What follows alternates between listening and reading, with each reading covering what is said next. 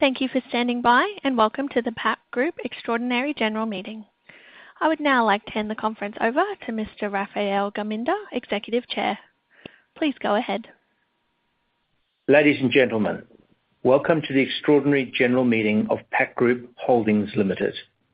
My name is Raphael Geminder, and I'm the Executive Chair of Pact and Chair of this meeting. I'd like to welcome everyone attending. A recording of the proceedings of the meeting will be made available on the company's website. The notice of meeting was sent to shareholders and the ASX on the 12th of May 2025, and I will take the notice as read. The company secretary informs me that we have a quorum present. I therefore declare this Extraordinary General Meeting of Pact Group Holdings Limited open. I would now like to introduce your directors and certain senior managers who join me online today. Directors in attendance are Michael Wachtel, Carmen Chua, Nick Perkins, Tristan Smith, and Sanjay Dayal, our Managing Director and Group Chief Executive Officer. Our Chief Financial Officer, Paul Washer, and our Company Secretary, Catherine de Bont, are also in attendance. Christina Piccola of Computershare, the company's share register, is also with us today and will be acting as our returning officer. There is one item of business to be considered at today's meeting. There is no voting exclusion applicable to the resolution. Now for some housekeeping matters. Today's meeting is being held online via the Computershare meeting platform. This allows shareholders, proxies, and guests to attend the meeting virtually. All attendees can listen to the webcast of the meeting and watch the presentation. In addition, shareholders and proxy holders have the ability to ask questions and submit votes. Voting will be conducted by way of a poll. In order to provide you with enough time to vote, I will shortly open voting.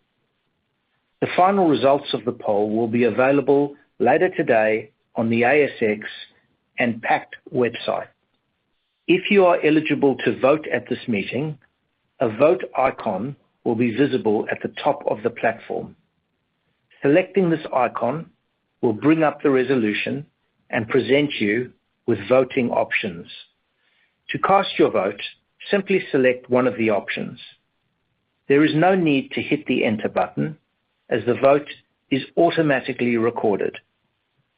You do, however, have the ability to change your vote up until the time I declare voting closed. Shareholders and proxy holders may submit questions at any time, but the questions will be addressed after the formal items of business.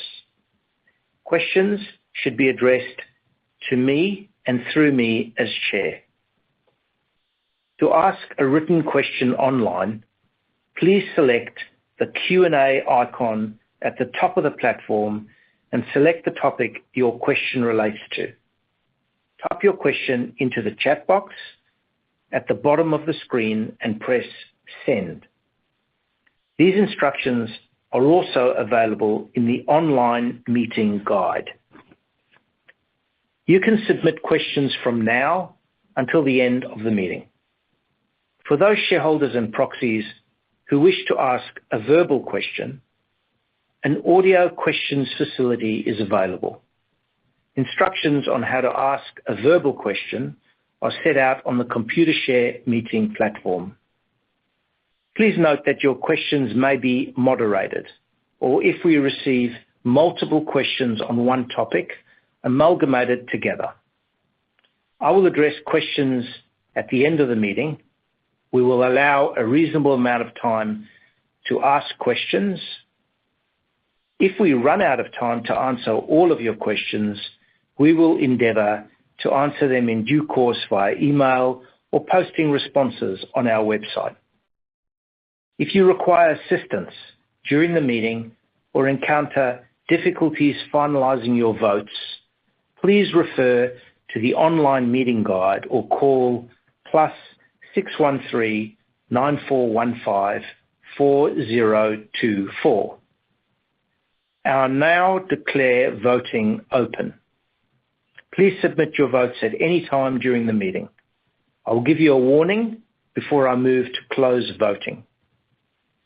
I am holding proxies in my capacity as chair, and it is my intention to vote all such proxies in favour of the resolution. Any directed proxies that are not voted at the meeting will automatically default to me as chair of the meeting, and I am required to vote these proxies as directed. I have a relevant interest in 88% of the company's issued share capital and intend to vote in favour of the resolution. I will now move to the item of business to be considered at this meeting. This resolution is for the proposed removal of the company from the official list of the ASX. Delisting means that the company shares will no longer be quoted on or able to be traded on the ASX. Further information regarding the reasons for the proposed delisting and the consequences of delisting are set out in the explanatory memorandum to the notice of EGM. I will now put the resolution to the meeting that for the purposes of ASX Listing Rule 17.11 and for all other purposes, shareholders approve the removal of Pact Group Holdings Limited from the official list of the Australian Securities Exchange. Please record your vote online if you have not already done so. Valid proxies received for this resolution are currently shown online. As indicated in the notice of meeting, I intend to vote valid undirected proxies given to the chair of the meeting in favour of the resolution. We will now address questions from shareholders joining us today, starting with questions received prior to the meeting. Written questions will be read out by our EGM moderator, Carolyn Ireland, General Manager of Investor Relations, Treasury and Transformation. Caroline. Thank you, Chair. If you don't mind, I'll read questions exactly as they are submitted. The first pre-question we received, Chair. We have received a question prior to the meeting from East Wind Investments Proprietary Limited. Why, when the takeover failed, are you still pursuing to make PGH a private company? I urge the directors to do what they are being paid for and run the company as it should be run and not take the easy option of putting PGH in private ownership. Shame on the directors for not doing more. When I bought PGH, it was a successful company, and look at it now, a basket case. Not happy with the directors. That was a direct quote. Thank you, Chair. Thank you. Thank you. So the reason for delisting, as well as the advantages and disadvantages, are set out in detail in the notice of meeting. The board considers that it is in the best interest of the company and its shareholders as a whole for Pact to be removed from the official list for the reasons set out in the notice of meeting. The board considers that the listing is no longer justified and it causes a lot of distraction not only for the directors but also for many of the company's 5,500 employees. Delisting will simplify our operations and allow everyone at the company to focus on business performance. The board unanimously recommends to shareholders that they vote in favour of the proposed resolution. The directors of the company, myself included, are aware of our obligations to the company as directors, including to act in its best interests at all times. The directors of the company have discharged their duties diligently and in compliance with all laws and ASX requirements. The delisting proposed complies with ASX listing rules, the Corporation Act, and ASX guidance. Specifically, the conditions that need to be met in connection with the delisting are shareholder approval by way of special resolution of the company's shareholders. This approval is being sought at this EGM. The inclusion of the information contained in the notice of meeting for this EGM, that delisting occur no later than 1 month after shareholder approval to the delisting, that the company apply for suspension of its shares at least 2 days prior to the delisting, and that the company release the full terms of ASX's in-principle advice when making a formal application to ASX for the delisting, which the company did in its ASX announcement dated the 29th of April 2025.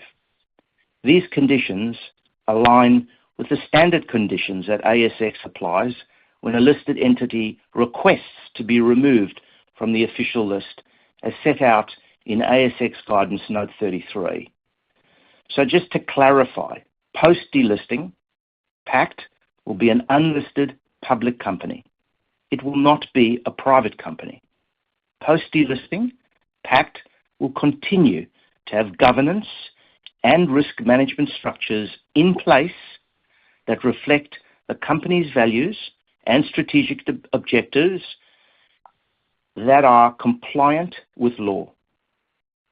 Although the ASX listing rules will no longer apply, the directors will continue to be bound by their obligations to the company, including to act in the company's best interests.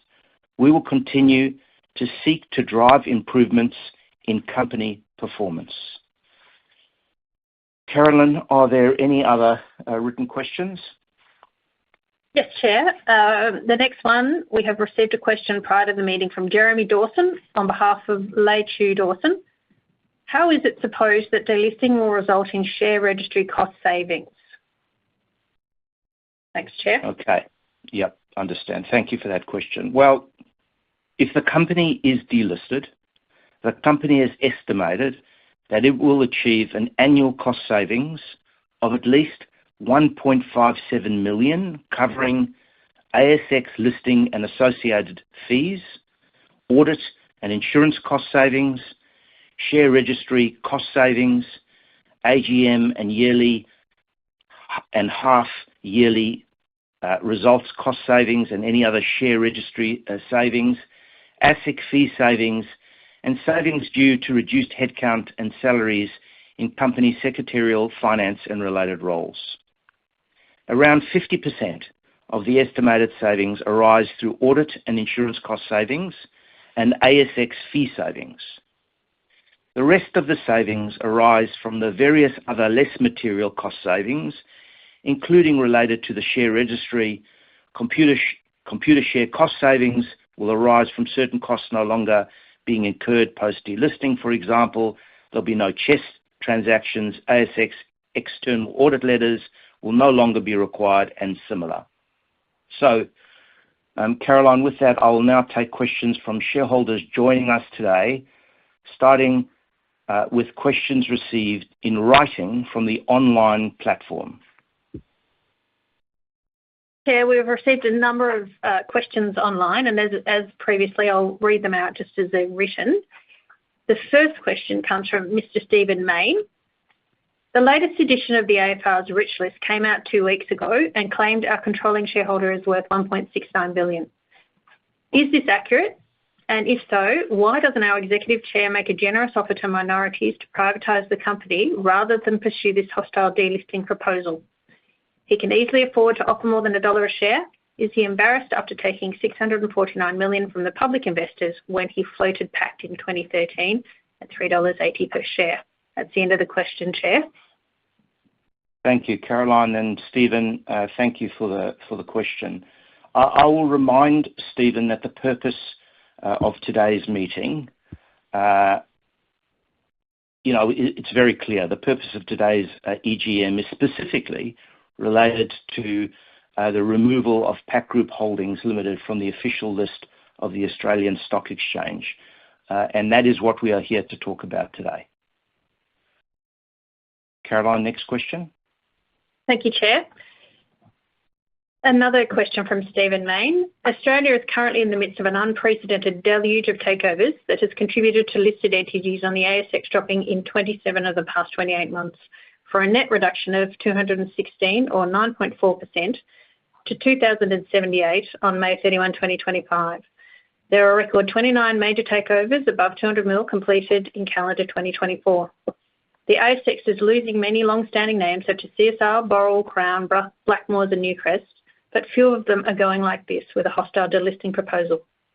Could the Executive Chair comment on why the public markets are not valuing ASX-listed companies like ours more highly, and does he have any messages for ASIC and ASX about how public company life can be made more attractive? That's the end of the question, Chair. Thank you, Stephen, once again for that question. Obviously, it's not my role, once again, to speculate on matters affecting other companies. We are here today simply to do one thing, to talk about the removal of Pact Group Holdings from the official list of the Australian Securities Exchange. Any other questions? Any other written questions, Catherine? Yes, thank you, Chair. Yes, there are. Mr. William Nguyen has a range of questions. Again, I'll read them out as they're written.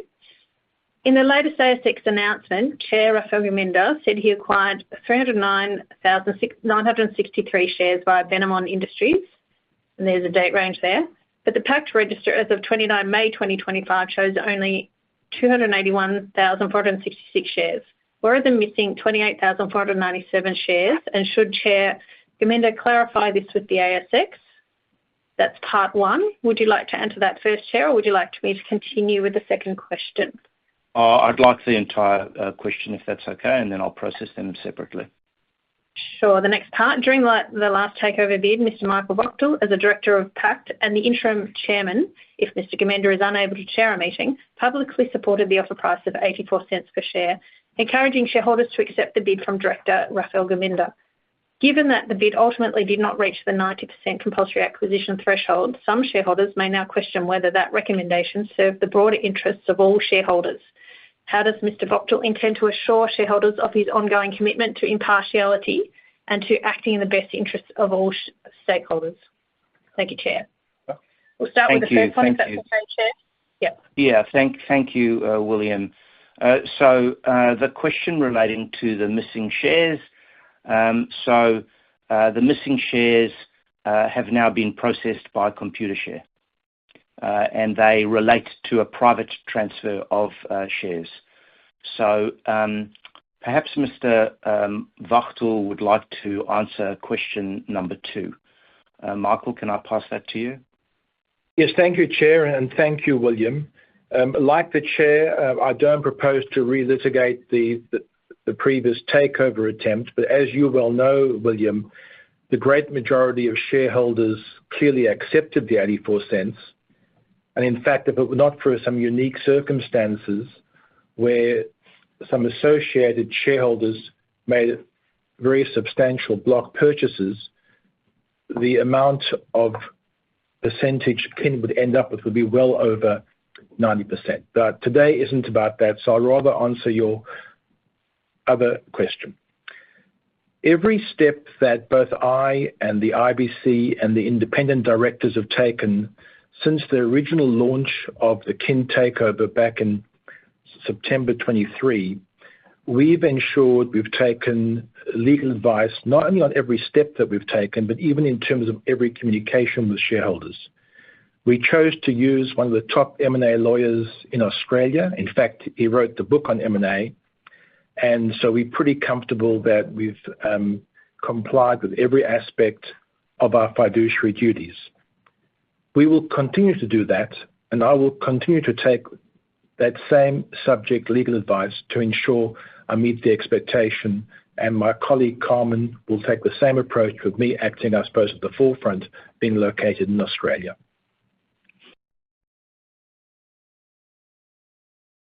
Thank you, Michael. Okay, do we have any further written questions? Yeah, we have 3 more questions from Mr. William Dillon. First of which, what specific changes will apply to corporate disclosures if the company is delisted? For example, if Pact intends to sell assets, acquire other businesses, or enter into transactions such as rent increases that may benefit related parties, how will shareholders be able to access and track this information? That's 1, related party. 2 is if the company is delisted, will Pact commit to publishing material announcements, such as significant transactions or changes in operations, clearly on its website, and also distributing them directly via email to remaining shareholders? So the second one is around announcements. And the third of those questions, given that the EGM material suggests there may be reduced responsibilities and risk for directors following delisting, is it expected that their remuneration will be adjusted accordingly? Additionally, how will shareholders be able to access detailed information regarding directors' remuneration packages, meeting attendance, and the scope of their contributions? So the 3 questions. Back to you, Chair. Thank you. Thanks, William. Thank you, Kath. Thank you for those questions. I might actually ask Catherine de Bont to talk to the specific legal obligations of the company post-delisting, but I'd make a general comment, and that is that we will comply with all the ASX guidelines and laws related to delisting, and we will give shareholders whatever is required according to those laws. Catherine, do you want to embellish on that? Thank you, Chair. In relation to questions 3, the first and second questions about disclosures on the website and material announcements, this matter is dealt with in the notice of meeting. Material announcements, disclosures and results will be released via Pact's website, and to the extent required by law will be lodged with ASIC and published. Thank you. And Chair, that leaves the question regarding remuneration. So can you just run that question by me one more time? Certainly. Given that the EGM material suggests there may be reduced responsibilities and risk for directors following delisting, is it expected that their remuneration will be adjusted accordingly? And similar question for the remainder. Yeah, I mean, there is no resolution before the board regarding directors' fees, and so at this stage, that's not been something that we've paid attention to, and so that's really not what we're here to talk about today. Okay, can we move on? Thank you, Chair. Any further written questions? Yes, we have a number of further questions. This is the third from Stephen Mayne. How many shareholders have voted, and what sort of proxy voting solicitation campaign did we run? Thank you. Thanks for that question, Stephen. Around 115 shareholders voted prior to the meeting, and we did not run a proxy solicitation campaign. Thank you. Thank you, Chair. And the next question, again from Stephen Mayne. Why didn't we release the proxy position and formal addresses to the ASX before the meeting started, which is best practice? Also, why is the Chair reading scripted responses to pre-AGM meetings rather than dealing with the issues in a formal address? I missed the proxies when they were flashed up. Could you please read them out? So can I ask the team to read out the proxies? I'm not quite sure whether this is a question or a statement, Stephen. I'll take it as a statement, so thank you for your statement. And if you missed the proxies when they were flashed up, can the team please read those out? I'm happy to read out the proxy positions, Chair. So for 90.73%, against 9.24%, and valid undirected proxies 0.03%. Thank you. Further questions? Chair, we have a question from Mr. Jeremy Matchett. Good afternoon, Ruffy. It's Jeremy Matchett here, a retail shareholder of Pact Group. I had a couple of questions for the board, and then he goes on to list 3 questions. First of which, will shareholders be proactively informed of material updates outside of the standard ASIC filings? Will we receive emails regarding company updates so we don't have to regularly check ASIC? Chair, I note that we have answered that question already, but I'll leave that with you. Second, will there be an opportunity outside of AGM EGMs to request information from the company as part of the investor relations management as a delisted company entity? And the third, will there be a disclosure surrounding interrelated entities given that the potential for conflict between ProPact, Visy, Kin Group and Property Leases? There are the three questions. Thank you, Chair. Thanks, Jeremy. I believe most of those questions have already been answered, so maybe we'll move on to the next set of questions. Yep. Thanks, Chair.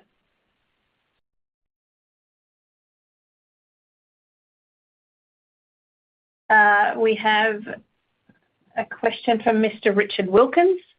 Will Pact facilitate a private market of its shares post-delisting? The ability to trade their shares in some way post-delisting is of paramount importance to Pact's minority shareholders.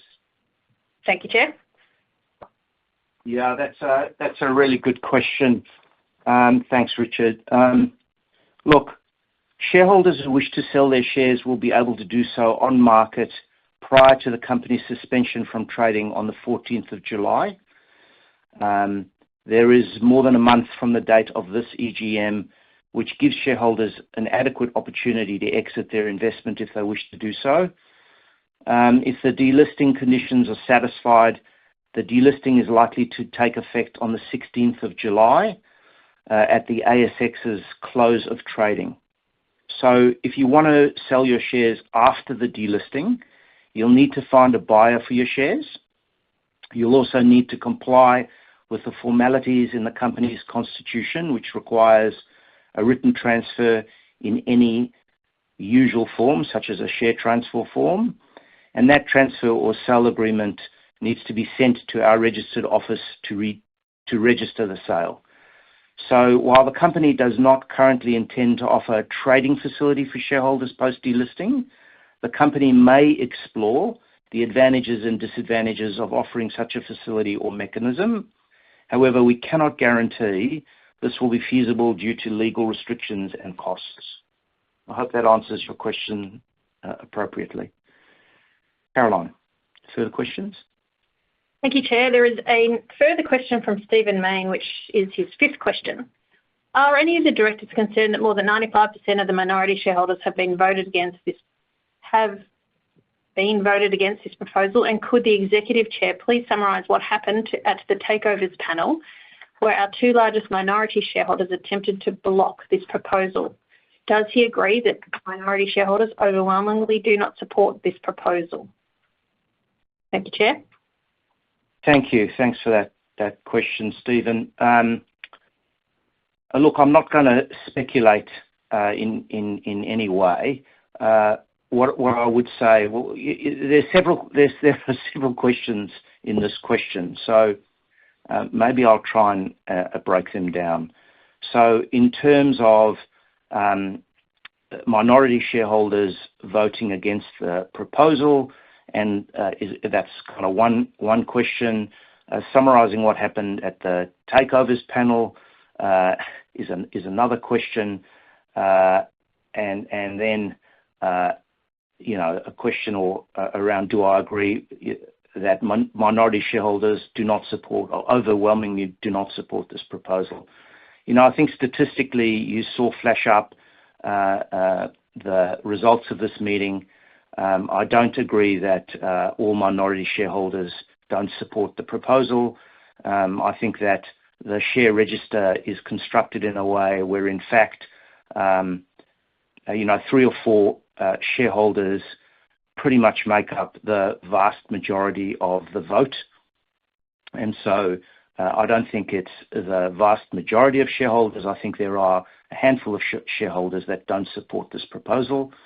Am I concerned, or are the directors concerned about the shape of the vote? I don't think. I think the answer is clearly no. In terms of summarising what occurred at the Takeovers panel, I think that was adequately summarised in the Takeovers panel response to the various applicants' claims, and I think you can just go online and refer to those questions, in your own time, Stephen. Okay, Caroline, any further questions? At this stage, we have no further questions submitted, written questions submitted. I'll just confirm that with yes, Company Secretary have agreed. That is the last of our written questions. Thank you, Chair. Thank you, Caroline. We will now take verbal questions. Operator, do we have any phone line questions? There are no phone questions at this time. Thank you. We will now conclude questions.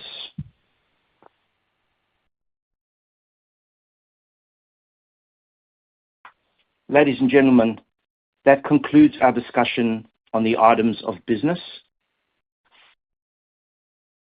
I will now pause for a minute in order for you to finalise your votes prior to closing the voting system. Please ensure that you have cast your votes on all resolutions.